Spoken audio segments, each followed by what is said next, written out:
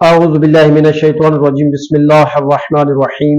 ناظرین و سامعین، مومنین و مومنات، مسلمین و مسلمات، میں آپ کا خدمتگار مولانا سید آصف رضا نقوی البخاری آپ کی خدمت میں حاضر ہوں، اور آپ میرا یوٹیوب چینل دیکھ رہے ہیں کوکنوس اسلامک ٹی وی۔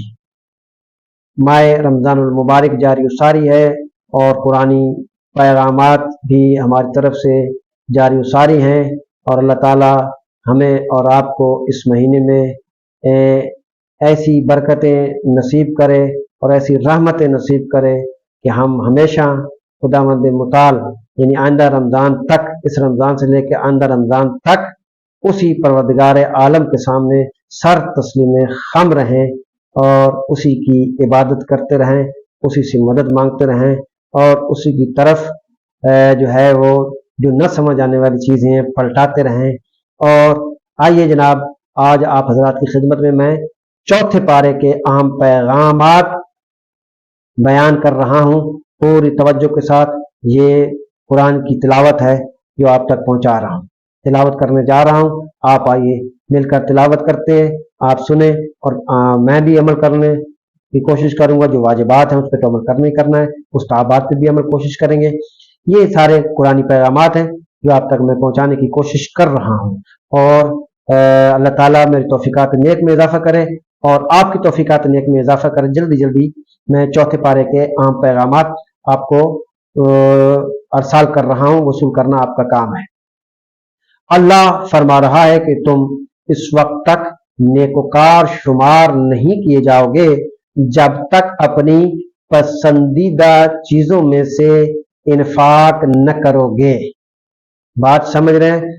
اللہ کی بارگاہ میں جب تک تم اپنی پسندیدہ چیزوں کو خرچ نہیں کرو گے، اس وقت تک تم اللہ کے نیکوکار میں شمار نہیں ہو سکتے۔ یہ مراد ہے۔ ترجمہ تو پہلے میں نے آپ کی خدمت میں عرض کر دیا۔ بہت سی چیزیں ذہن میں آتی ہیں، پھر ڈائریکٹ میں نے صرف اہم پیغامات جو کہ میرا موضوع ہے وہ پہنچانے، اس طرف میں نکلنا چاہتا، ورنہ تو ایک ایک آیت پہ کئی گھنٹے بات چیت ہو سکتی ہے، اس کے ساتھ حدیث اور روایات کا سہارا لے کر بہت کچھ کہا جا سکتا ہے اس کی تفسیر میں۔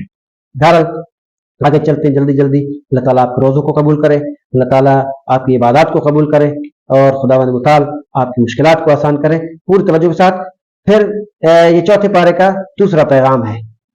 دوسرا پیغام، لوگوں کو نیکی کی دعوت دو اور برائیوں سے روکو تاکہ نجات حاصل کر سکو۔ اسی کو امر بالمعروف اور نہی عن المنکر کہتے ہیں۔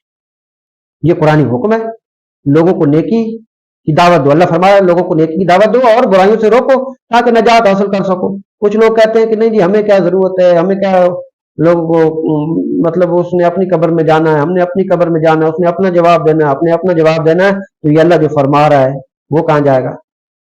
آپ توحید کے قائل ہیں نا، رسالت کے قائل ہیں، آپ ولایت کے قائل ہیں، تو پھر یہ اللہ جو فرما رہا ہے تو اللہ کا فرمان برحق ہے، سچ ہے، اس کا انکار کرنا کفر ہے، اور اس کو نہ ماننا، اس کا انکار کرنا کفر ہے، اور اس پہ عمل نہ کرنا گناہ ہے۔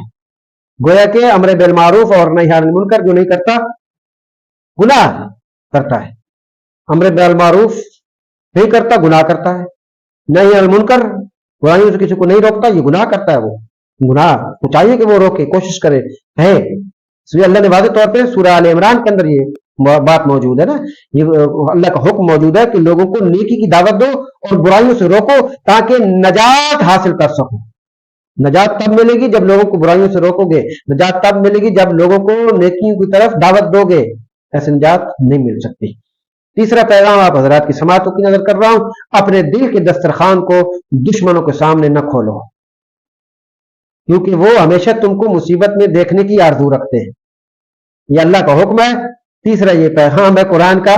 آج ہر کسی کے سامنے جو ہے نا دل کی باتیں کھول کے بیٹھ جاتے ہو، ہر کسی کے سامنے جناب اس کو سمجھتے یہ کوئی میرا بڑا ہمدرد ہے، بڑا قریبی ہے، بڑا چاہنے والا ہے، بڑے دو بول بول کے اپنے یہ جو ہے نا اپنے دل کے دسترخوان کو دشمنوں کے سامنے نہ کھولو۔ تمہیں نہیں پتا کہ وہ تمہاری دوستی کے آڑ میں ہو سکتا ہے تمہارا دشمن ہو، اور دوسرے کافر تو ہیں ہی تمہارے دشمن، دوسرے جو اسلام کو مٹانا چاہتے ہیں وہ تو ہیں تمہارے دشمن، تو ان کے سامنے جو ہے وہ نہ کرو، بلکہ عام طور پہ بھی نہ کرو۔ کیونکہ دشمن کیا کرتا ہے, وہ تو تمہاری مصیبت دیکھنے کے لیے آرزو رکھتے ہیں. ٹھیک ہے نا, یہ بات ہے. جی چوتھا پیغام آپ حضرات سماعتوں کی نظر کر رہا ہوں. یہ آیت ہے, روایت نہیں ہے. خوشحالی اور مصیبت کے وقت ضرورت مندوں کے حالات سے غافل نہ رہو. تم خوشحالی کی زندگی بسر کر رہے ہو نا, تو پھر ضرورت مندوں کے حالات سے غافل نہ رہو. خوشحالی اور مصیبت کے وقت, چاہے تم پہ خوشحالی ہو, چاہے تم مصیبت میں ہو, دونوں صورتوں میں ضرورت مندوں کے حالات سے غافل نہ رہو. جو کچھ کر سکتے ہو وہ کرو, یہ مراد ہے. ترجمہ میں نے بیان کر دیا, یہاں تک تھا.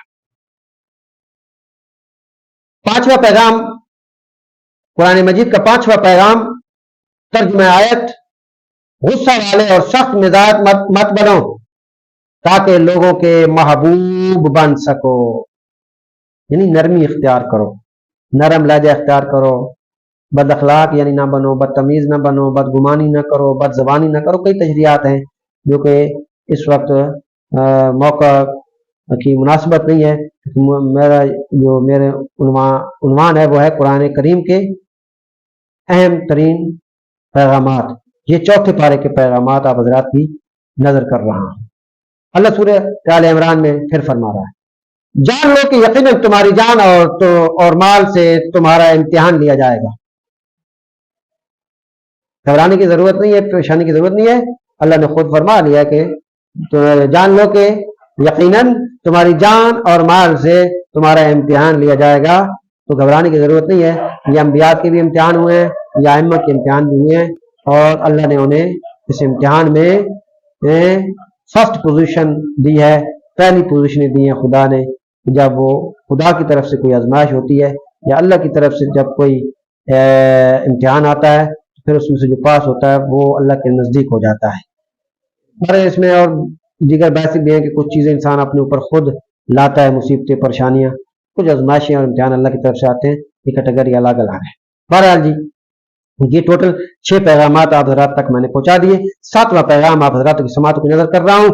اپنی فردی اور اجتماعی زندگی میں بہت زیادہ صبر سے کام لو اور اپنے قریبی لوگوں کو مضبوطی پہنچاؤ.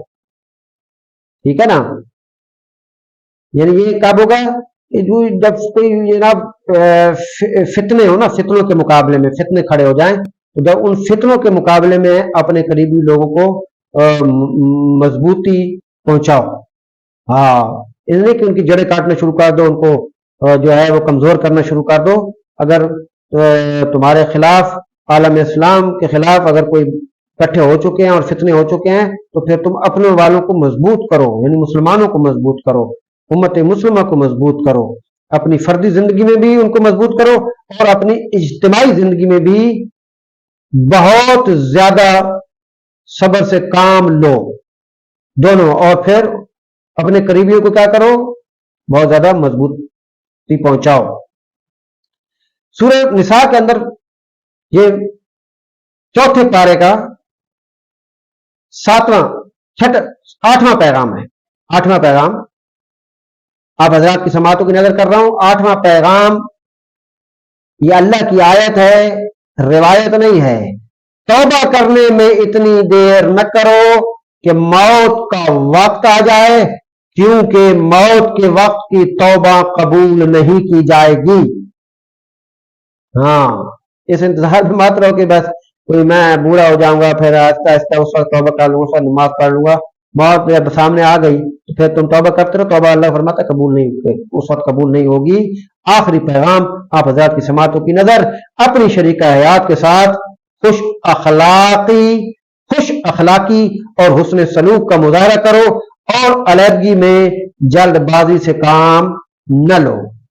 یہ حکم ہے میاں بیوی کے درمیان, آخری حکم ہے, سورہ نساء کے اندر ہے. آپ جا کے پڑھیے گا, دیکھیے گا, قرآن کھولیے گا. چوتھا پارہ ہے, سورہ نساء ہے. ٹھیک ہے جی, اللہ تعالی ہمیں قرآنی احکامات پر عمل کرنے کی توفیق نصیب فرمائے. والسلام علیکم ورحمۃ اللہ وبرکاتہ. اگر آپ ہمارے لیٹسٹ ویڈیوز کے بارے میں جاننا چاہتے ہیں تو ہمارے چینل کو سبسکرائب کریں اور بیل آئیکن کو پریس کریں.